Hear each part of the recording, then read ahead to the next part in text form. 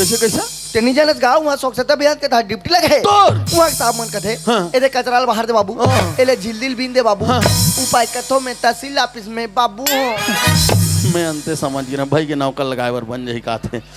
कौन है सफा चाट ना बाबा मत तला काका पर्यटन एतिया ओए आओ तोर काना है जी मोर खतरनाक ना है डोकरा नाव घलो खतरनाक ते सुनबे डरा जाबे ओहो मोर ना है रोंगो खतरनाक नाव कसे आउ जे अंते तंते करितेला मैं भोंगी देथो मैं खतरा आदमी हूँ कमी छदी खतर तो लरे ए रोंगो काय भोंगो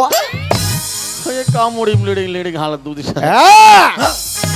इसको लीडिंग नहीं बोलने का डोकरा चले का पापड़ चल पापड़ बाबा पापड़ हो रे ए मोर सहारा देव के सिंह है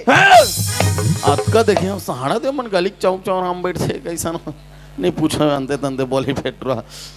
हो का चीरा पहिंदा रे हंस रे ये चीरा मत बोल बेला अरे वैसे नहीं कहा जी नटुरीम दिखा सन नटुराम काला झलमला सन मैं टूरिम नहीं दिखो ना टूरा में मैं दोनों बीच हरों जी दोनों सेंटर हरों जी कैसे कर ए दे आज का धूरा शंकर भगवान ए दे जप हर हर हर हर भोला गुरु महादेव आज का धूरा शंकर भगवान